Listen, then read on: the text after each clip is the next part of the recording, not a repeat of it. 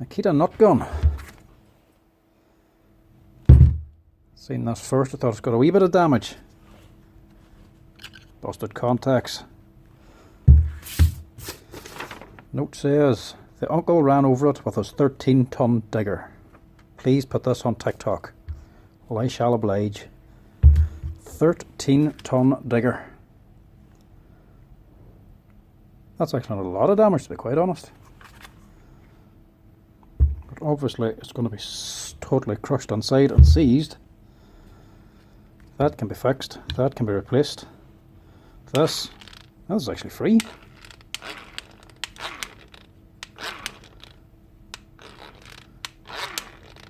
Motor's not even seized now, so that's not damaged. That's crazy. But she is a wee bit curved in on one end. So I know if the body will have to be changed. Will it even run?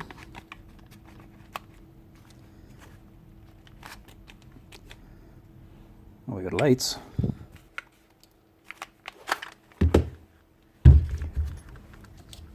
That one's totally bust.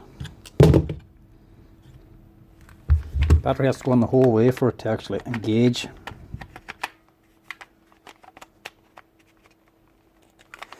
Now, crack in there. See what's going on. Let's just see how rugged Makita is.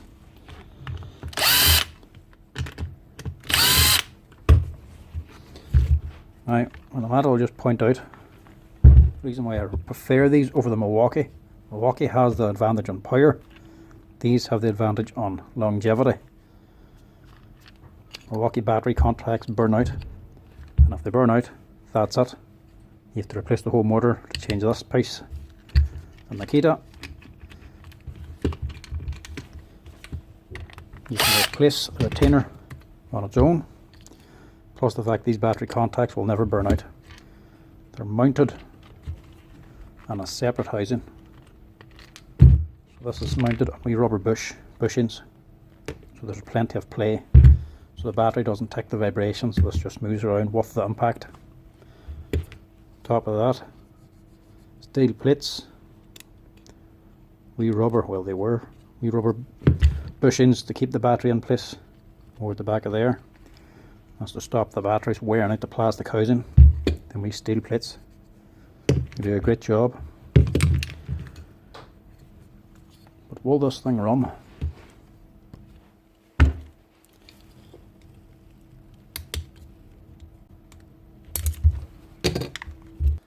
Your retainer, your battery contacts.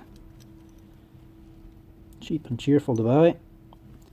Easy to replace.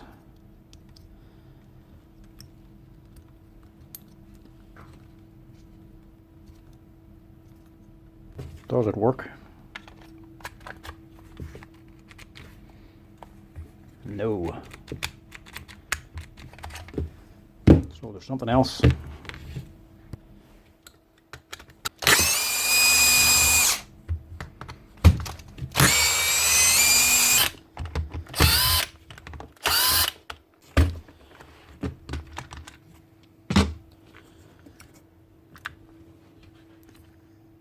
Is that the only reason it's not running? Yeah, it's the clamshell gone now.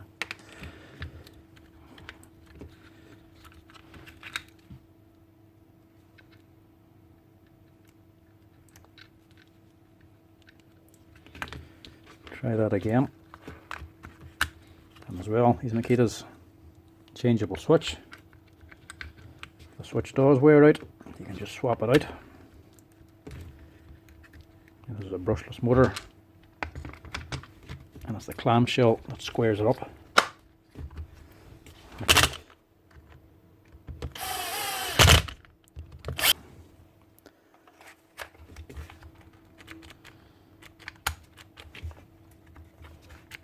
No. Try again.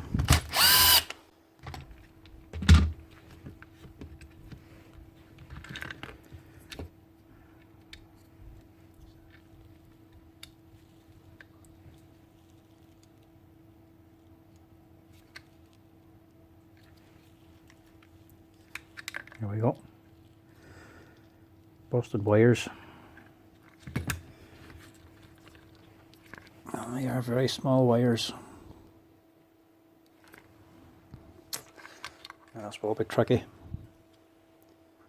They are tiny. So I'll have to dig out this resin, see if I can get enough material left to solder onto, or else get back down to the board and resolder them onto the board.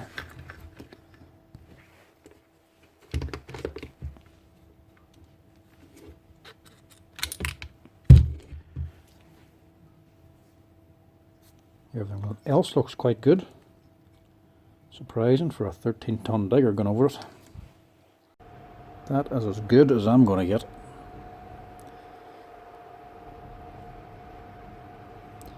Bit of a bodge job, but it'll have to do. Right, let's try this again.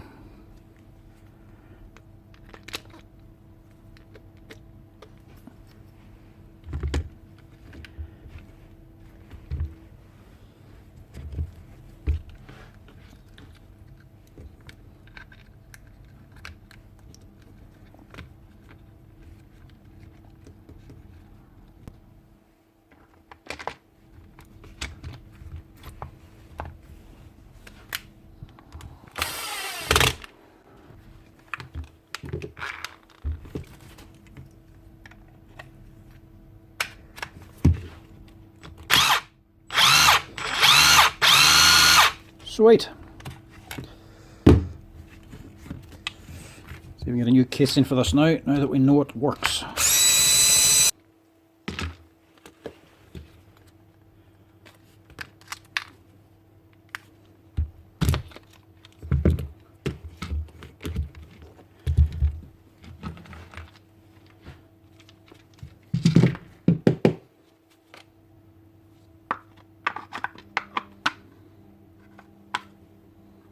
See where she's just not sitting right there anymore. You can see the light at the back. It's not sitting here right.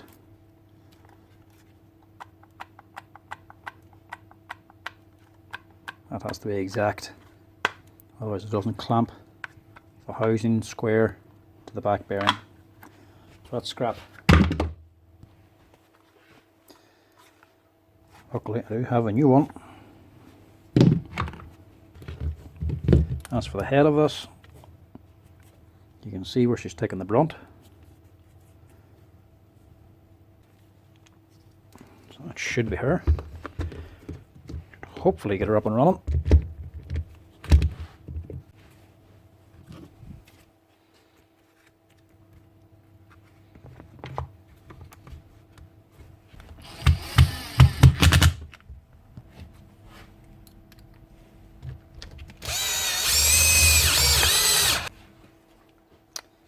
Sadly I don't have a new one. I have to go with a second hand one. It'll have to do the job.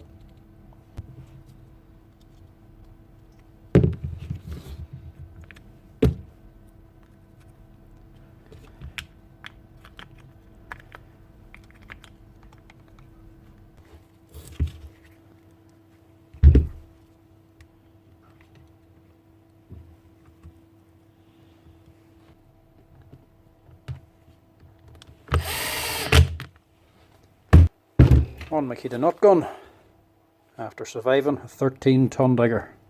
I'd like to know which way it actually drove over it. You can see there's a wee tiny dent on the gear case in there. Apart from that, new clamshell, second hand cover for the battery, new battery retainer, and a wee bit of soldering. And that was it.